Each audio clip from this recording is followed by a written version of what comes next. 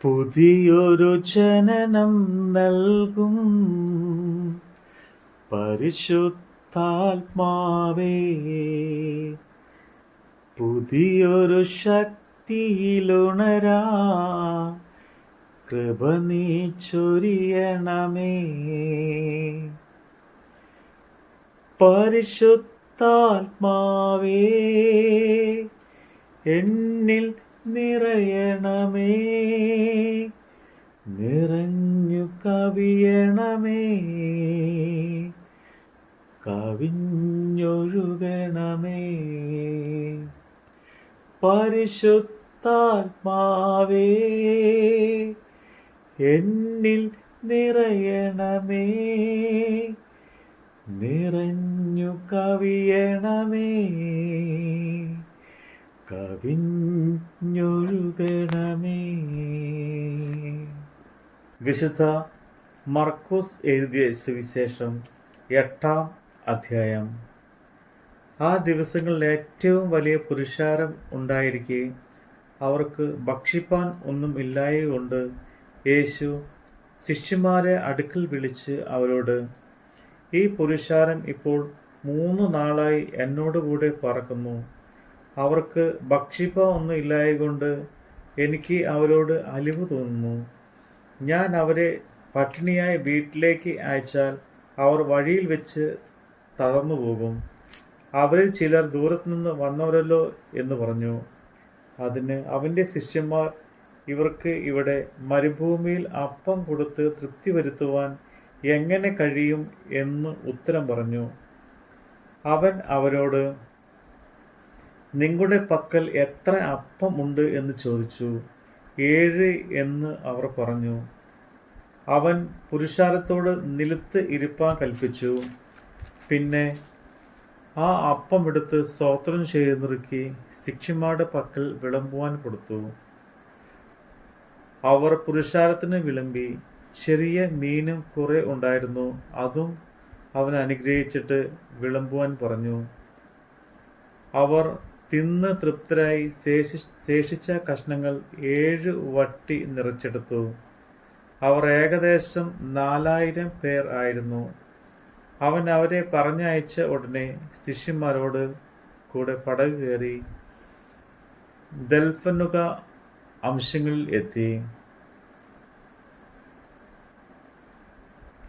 അനന്തരം പരീശന്മാർ വന്ന് അവനെ പരീക്ഷിച്ചുകൊണ്ട് ആകാശത്ത് നിന്ന് ഒരു അടയാളം അന്വേഷിച്ച് അവനുമായി തർക്കിച്ചു തുടങ്ങി.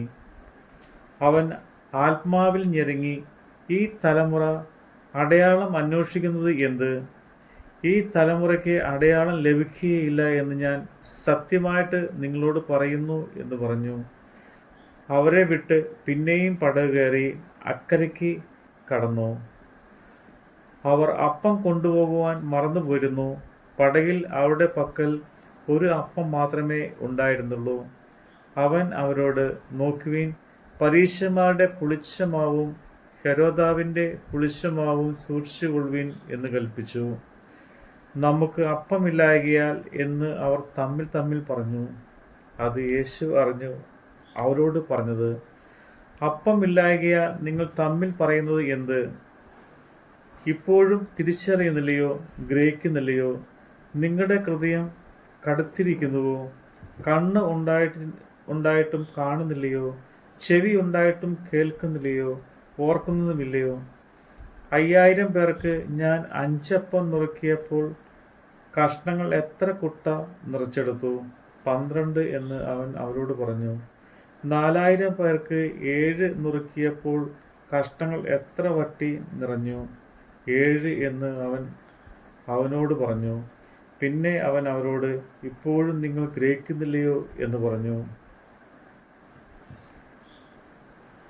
അവർ ബെത്സയിദയിൽ എത്തിയപ്പോൾ ഒരു കുരുടനെ അവൻ്റെ അടുക്കൽ കൊണ്ടുവന്ന് അവനെ തൊടണമെന്ന് അപേക്ഷിച്ചു.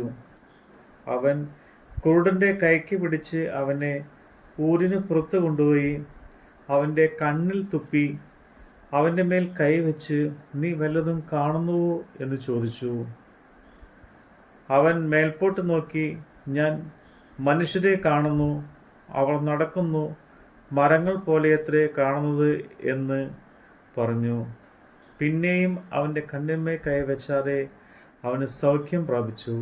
മിഴിച്ചു നോക്കി, എല്ലാം സ്പഷ്ടമായി കണ്ടു. നീ ഊരിൽ കടക്ക പോലും വരുത് എന്ന് അവൻ പറഞ്ഞ് അവനെ വീട്ടിലേക്ക് അയച്ചു. അനന്തരം യേശു ശിഷ്യന്മാരുമായി ഫിലിപ്പോസിൻ്റെ കൈസരിലേക്ക് അടുത്ത് ഊരുകളിലേക്ക് പോയി. വഴിയിൽ വെച്ച് ശിഷ്യന്മാരോട്, ജനങ്ങൾ എന്നെ ആർ എന്ന് പറയുന്നു എന്ന് ചോദിച്ചു. യോഹന്നാൻ സ്നാപൻ എന്ന് ചിലർ, ഏലിയാവെന്ന് ചിലർ, പ്രവാചകന്മാർ ഒരുത്തൻ എന്ന് മറ്റു ചിലർ എന്ന് അവർ ഉത്തരം പറഞ്ഞു.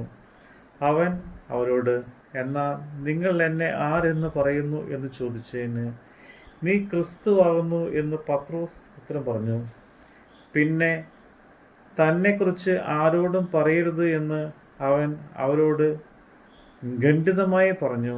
മനുഷ്യപുത്രൻ പലതും സഹിക്കുകയും മൂപ്പന്മാരും മഹാപുരോഹിതന്മാരും ശാസ്ത്രിമാരും അവനെ തള്ളി കളഞ്ഞ് കൊല്ലുകയും 3-ാം നാൾ കഴിഞ്ഞിട്ട് അവൻ ഉരുത്തെഴുന്നേൽക്കുകയും വേണമെന്ന് അവരെ ഉപദേശിച്ചു തുടങ്ങി. അവൻ ഈ വാക്ക് തുറന്നു പറഞ്ഞു. അപ്പോൾ പത്രോസ് അവനെ വേറിട്ട് കൊണ്ടുപോയി ശാസിച്ചു തുടങ്ങി. അവനോ തിരിഞ്ഞു നോക്കി ശിഷ്യന്മാരെ കണ്ടിട്ട് പത്രോസിനെ ശാസിച്ചു. സാത്താനെ, എന്നെ വിട്ടുപോ, നീ ദൈവത്തിൽ നിന്നല്ല മനുഷ്യരുടെ എന്ന് കരുതുന്നത് എന്ന് പറഞ്ഞു. പിന്നെ അവൻ പുരുഷാരത്തെയും തൻ്റെ ശിഷ്യന്മാരെയും അരികെ വിളിച്ച് അവരോട് പറഞ്ഞത്, ഒരുവൻ എന്നെ അനുഗമിക്കാൻ ഇച്ഛിച്ചാൽ അവൻ തന്നെത്താൻ തിരിച്ച് തൻ്റെ ക്രൂശ് എടുത്ത് എന്നെ അനുഗമിക്കട്ടെ. ആരെങ്കിലും എൻ്റെ ജീവനെ രക്ഷിപ്പാൻ ഇച്ഛിച്ചാൽ അതിനെ കളയും. ആരെങ്കിലും എൻ്റെ സുവിശേഷത്തെ നിമിത്തം തൻ്റെ ജീവനെ കളഞ്ഞാൽ അതിനെ രക്ഷിക്കും. ഒരു മനുഷ്യൻ സർവ്വലോകവും നേടുകയും തൻ്റെ ജീവനെ കളയുകയും ചെയ്താൽ അവന് എന്ത് പ്രയോജനം? അല്ല, തൻ്റെ ജീവന് വേണ്ടി മനുഷ്യൻ എന്തൊരു മറുവില കൊടുക്കും?